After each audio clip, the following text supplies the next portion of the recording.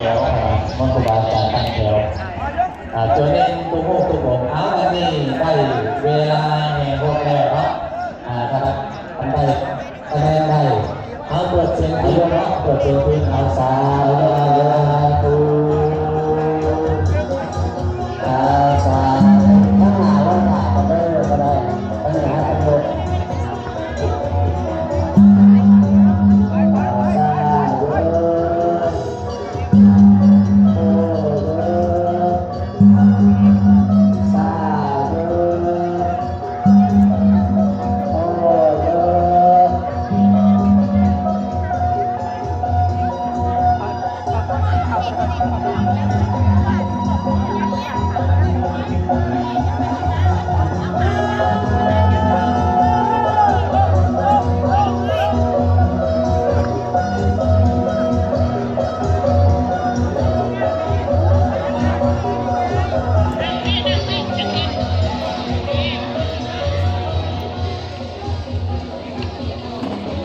ตอนนี้แต่กำลังตั้งกระบวนแร่เพื่อจะพยายามพิสูจน์ว่าจงประโยชน์กับคนในการต้องเขียนเซลล์สิงเต่าที่การวัดรักแปดเสียงดนตรีเท่ากับเปิดใจเด้อโอเคจะโยนเท่ากับเข่าแถวพอได้ดูนางเอาไว้กับนั่งรถเต่าก็ได้นั่งรถเต่าก็ได้ในขณะที่เท่ากับแต่สามห้อก่อนจะเข้าสู่โค้งเราเป็นจะโยนจะเข้าคือว่า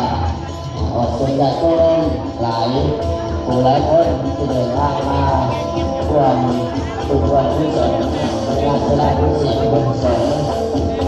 ไปจากที่วัฒนธรรมในท้องถิ่น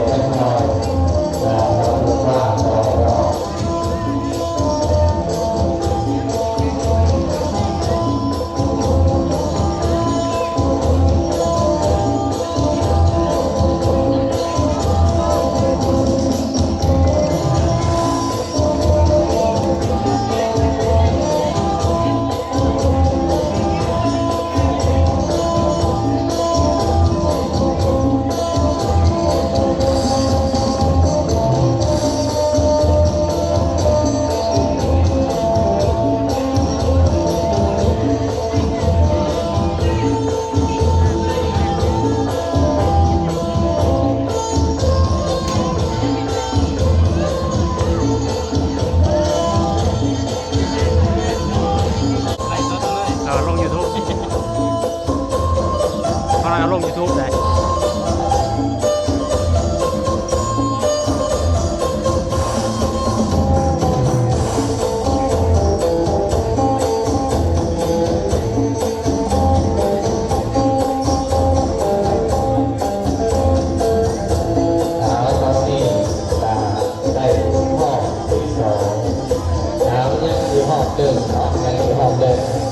ขอขอบใจขอคณะบุญนำพรด้วย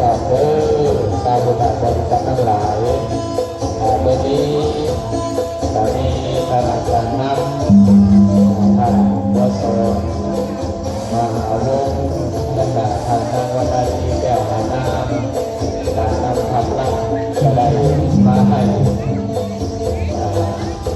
ความหมายความสำคัญในงานสุดต่างๆนี้นอกจากนั้นจะมีการจัดตั้งพ่อแม่ประชาชนออกผลโยงบ้านผู้ดำดีใจของให้เราในร้ายภาคส่วนเราบอกเป็นส่วนกุศล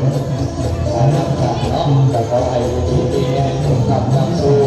เพื่ออยู่ในส่วนนำกันทุกตัวหน้าเลยสาธุ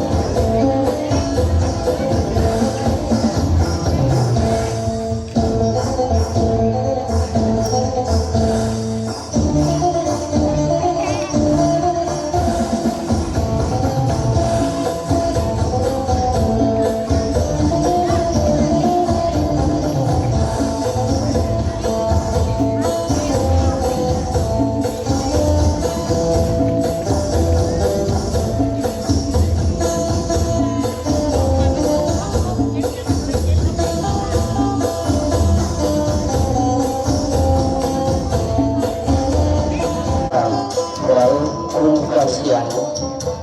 ขาพรพรลงเท่านั้น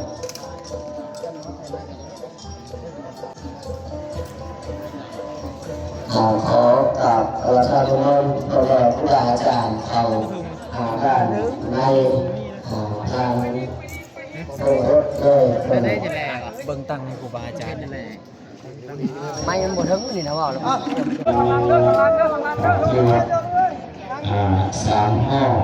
เป็นที่เรียบร้อยโมทนาสาธุบุญน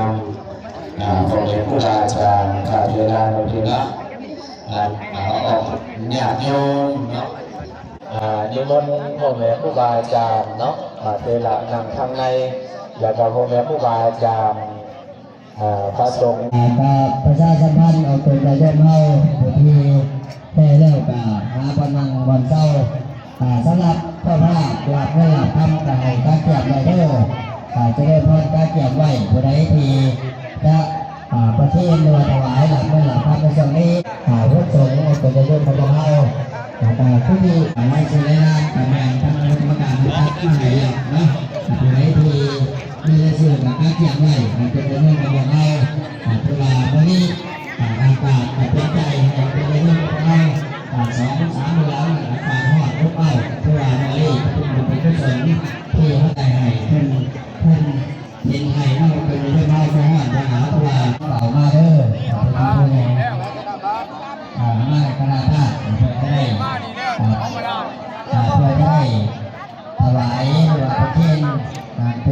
ระดับสุดไป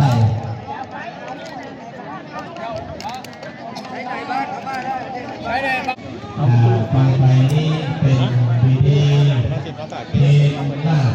เงินลาบทำทั้งนี้ที่จะได้เป็นนิมนต์ผู้ใดผู้อาจารย์ เดี๋ยวคนเราพอได้ไม่ได้ไม่ได้นอก แต่อะไรแล้วนะได้มาเป็นพระธรรมโมในการโดนใส่ปัญญาบาอาจารย์ลำเงินจันทวิไลได้ถวายลาภทำอยู่2 สลึงสาธุขอต่อไปพระอาจารย์ท้องแดงที่ตะทับการนิ่งสลึงเนาะโมทนาสาธุน้ำเพลินอีกสาธุเมื่อเราบอกครูบาอาจารย์แนวเนาะอาจารย์บุญลงเนาะเอาตำรางรอบในหาหลักเงินกันเนี่ยโซฟาหลักเงินกันหน่อยมุดออกมามุดออกมาเอาเงินด้านก็ได้เอาต่อไปท่านแหละเอาคารวะก่อนเนาะเอาคารวะก่อนเอาคารวะจะได้ทอดคารวะเลยก่อนเลข3ครอบครัวของทานฝันใจสนาคงสมุทรเท่าแก่ในวงโปรเมทประชาชนบ้านอุดมวิไลได้เข้ามาเกณฑ์มากข้ามคือเรื่องบาปเจริญพรเนาะเพียงพร้อมกันทั้ง4 ทางขอบคุณนะครั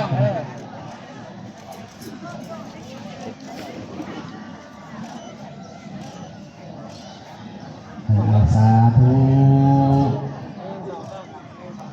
สาธุขอบคุณสาธุบุญพลอีกเป็นเอาสาธุเอาคนไปเนาะทานในบ้านกินเนาะเอาต่อไปเจ้าภาพเจ้าศรัทธาลาบเงินต่อไปอีกเจริญพรครอบครัวพ่อเฒ่าอีก2 ไสยศิลป์แล้วก็ไม่ออกกองมาศรีริยาครอบครัวนางอิลาวันสอสุริยานางสุริธาสอสุริยาครอบครัวเผ่าวิไทยพรสอริยาถวายลาภคำอยู่1 บาทเจริญพรธรรมเกณฑ์ตั้งหน้าโดยพ่อเพื่อนเนาะพ่อจะทานน้องเบียร์แนมกล่องมันเด้อแนมกล่องอีกวันนึงพ่อก็100 ปีเอาสาธุพอพอดีพระพุทธเจ้าต้องเขียนพร้อมด้วยลูกหลานเนาะเป็นเจ้าภาพลาภกรรมอยู่1 บาทอายุเพิ่งกับ100 ปีได้บอกนะครับแน่นอนครับเอาต่อไปเจ้าภาพเจ้าศรัทธาลาภเงินต่อไปเนาะคุณสายบุญผู้โปรวิไลนำพาโดยในข่าวทองใสบอกวรรณพงศ์ถวายลาภคำอยู่1 สลึงสายบุญเส้นโพนนำพาโดยฝ่ายอาจารย์บุญทักอุปไสยและเท่าแก่แนววงปัทาโค้งถวายลาภคำอยู่1 บาทแม่ได้แต่การไม่ออกดวงเป็นเดือนอนุรักษ์เป็นเจ้าภาพเจ้าศรัทธาลาภเงินบอกอะไรต่างหน้าใส่บุญที่โกนเนาะจะเริ่มพรต่อมาเกณฑ์ลาภเงินแหละกับลาภทำแล้วก็ไม่ต้องใส่ลงยูทูบ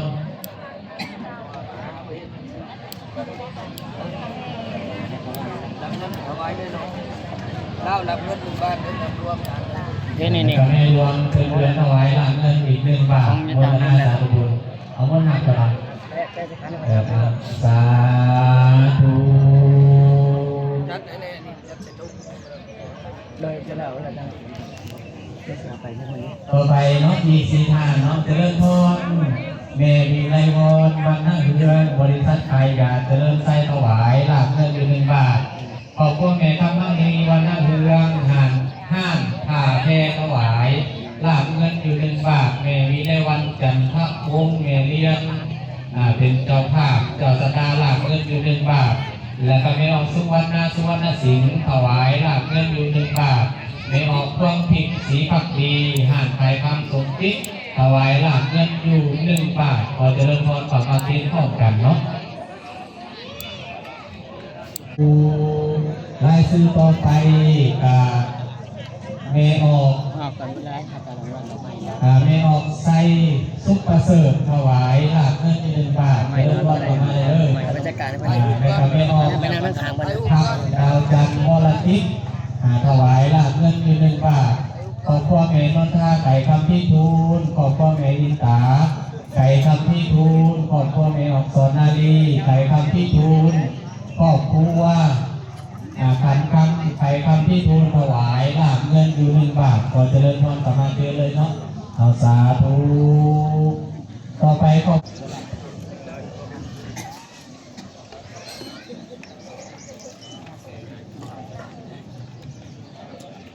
และกระทานนาง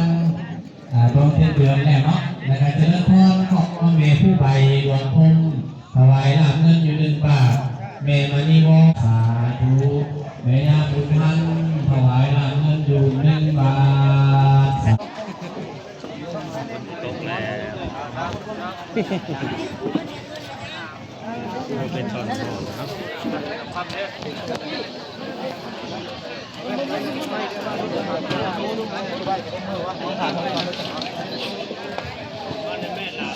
ยังโตทิยังโมเลสักายานานาทิวัตานุเลวัตาวันติสยโมติสยสุสัยมังกะเลอภาลาสิตาภาลังเกติเสปัทามิโกคาเลอภิเสเกสัพพพุทธานังอาคาปโตปโมทัสเตสุนักตัง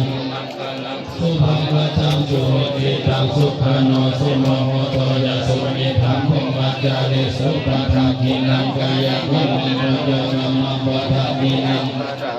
มโนกัมมังปณิทิเตปะทากินาปะทากินานิกัตตวาลาภันตันเตมาทังทิเนสัพพันโตโหติยาโมเลสักกายารันเทวตาโลเอวันตาวันติเสโยโหติเสยสุทาเรอัมปะลาสุตาปัญญาปิติตานาเวตุกะเลปิเตเกตัปปะปุตตานังอังคาโตอิสุนาคันตังสุมาคัตลังสุภาปะตังสุสิตังสุขันโหสุมาโหเปจะสุนิตัง